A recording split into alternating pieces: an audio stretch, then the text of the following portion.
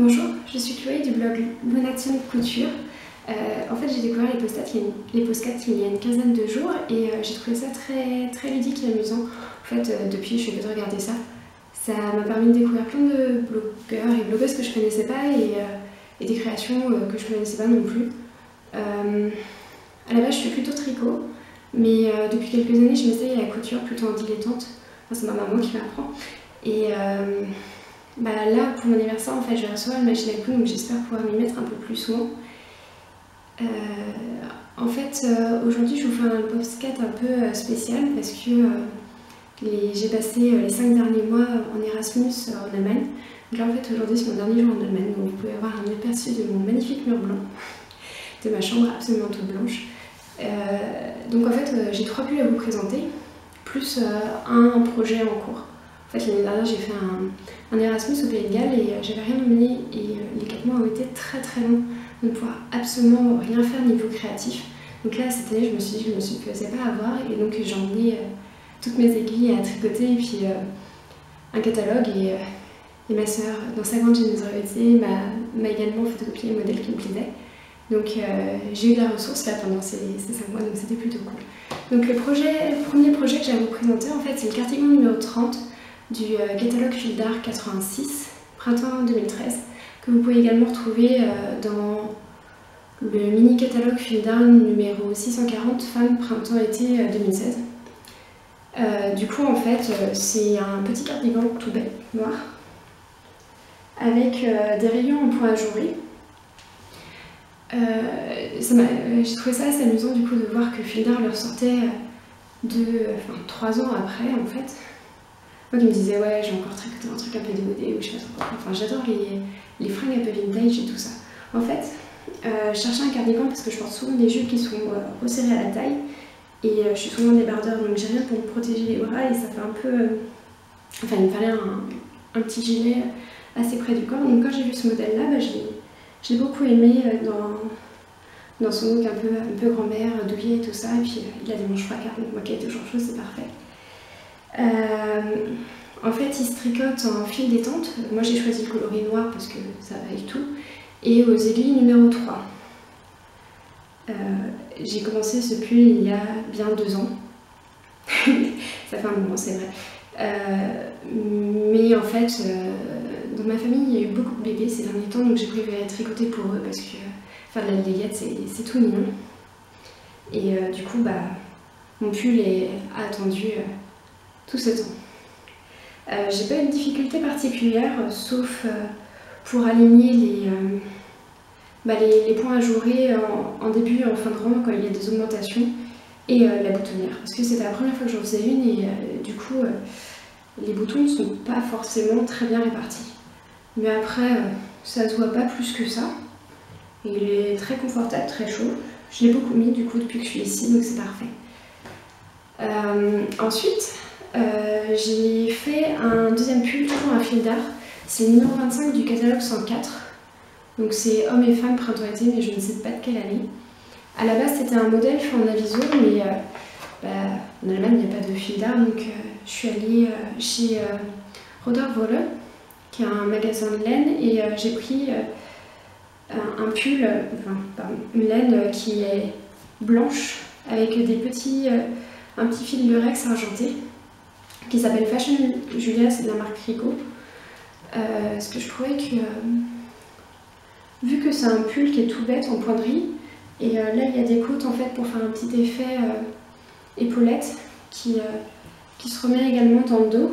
Il y a une petite fantaisie en bas, enfin c'est juste du point jersey de façon à ce que ça roulotte un petit peu et ensuite c'est que du point gris.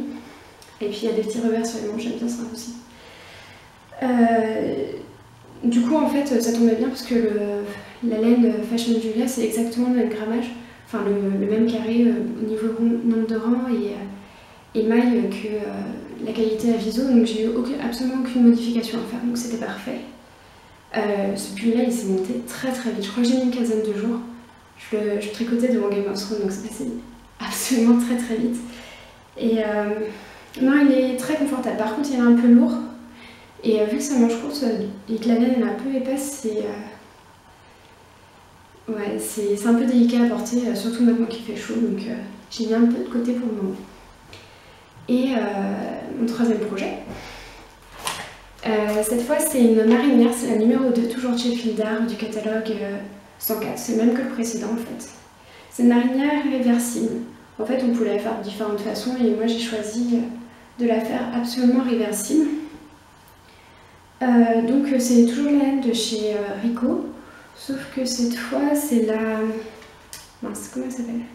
Essentiel coton lurex qui se tricote en 3,5. Donc j'ai choisi un bleu-vert, un peu turquoise, avec pareil un petit fil argenté. Et le peu qui me reste de laine blanche, comme vous pouvez le voir, c'est la même avec un petit fil argenté également dedans. Du coup, en fait, je me suis aperçue en tricotant que le dos et le devant c'était pas exactement la même, alors que je présentais ça comme une marinière réversible. Donc j'ai trouvé ça un peu dommage. Donc j'ai modifié le dos, en fait j'ai fait un deuxième devant. Et j'ai fait une autre modification. Normalement, les manches que l'on rajoute, elles étaient unies bleues. Donc moi j'ai voulu faire ça jusqu'au bout, donc je l'ai fait en double couleur. Donc ça c'est pareil, c'est un pull, il est tout bête à tricoter en fait, c'est 2 carrés avec des manches. La difficulté c'était que comme il y a des rayures un peu dans tous les sens, bah, il y a un moment je me suis retrouvée à tricoter avec 4 pelotes en même temps.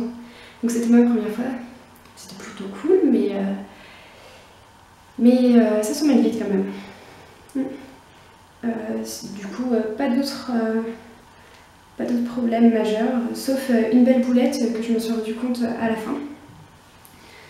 Sous le bras en fait il fallait marquer les emmanchures, j'ai fait ça avec un fil. Et je me suis retrouvée à faire une ligne de pointerie, à passer le fil, j'ai passé les 2 fils en même temps au lieu d'en passer qu'un. Donc il y a 1, 2, 3, 4 petits points mal placés malheureusement. Mais vu que c'est sous le bras, ça se voit pas. Une chance. Alors, et du coup je viens de me lancer dans un nouveau projet. Donc là c'est le pull numéro 9, toujours chez Fildar, mais du catalogue 118. Donc c'est le catalogue femme printemps-été 2015. À la base c'est un modèle qui se tricote en fil tendresse.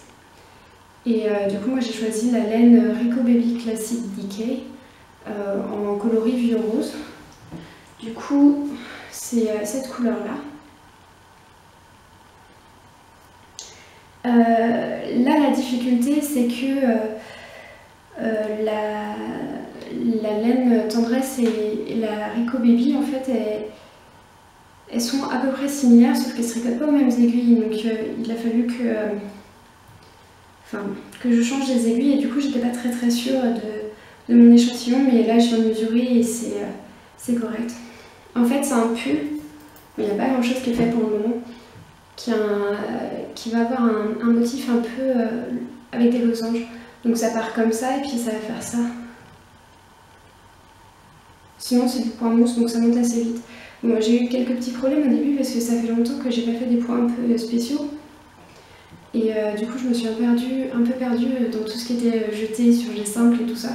Donc j'ai dû défaire et recommencer plusieurs fois, mais maintenant c'est bon, j'ai compris, donc je pense que ça va aller assez vite. Donc voilà, je pense que j'ai fait le tour de mes projets en cours et de mes projets passés. Donc j'espère que ce premier podcast vous aura plu et n'hésitez pas à me dire ce que vous en avez pensé par commentaire. Ça me ferait plaisir d'avoir vos retours pour m'améliorer pour la prochaine fois. Donc je ne sais pas quand est-ce que sera le prochain podcast parce que là du coup je rentre demain en France et après je devrais enchaîner avec mon stage, mais je ne sais pas exactement quand. Donc je n'ai aucune idée du temps que j'aurai à moi pour me lancer dans de nouveaux projets et tout ça. Donc, puis après il y a les cours qui reprendront et tout ça, donc c'est pareil, c'est un peu délicat. Mais du coup je ne désespère pas de vous en faire un à la fin de l'été, on va dire à la fin du mois de septembre. Du coup je vous embrasse bien fort et je vous dis à très bientôt. Salut!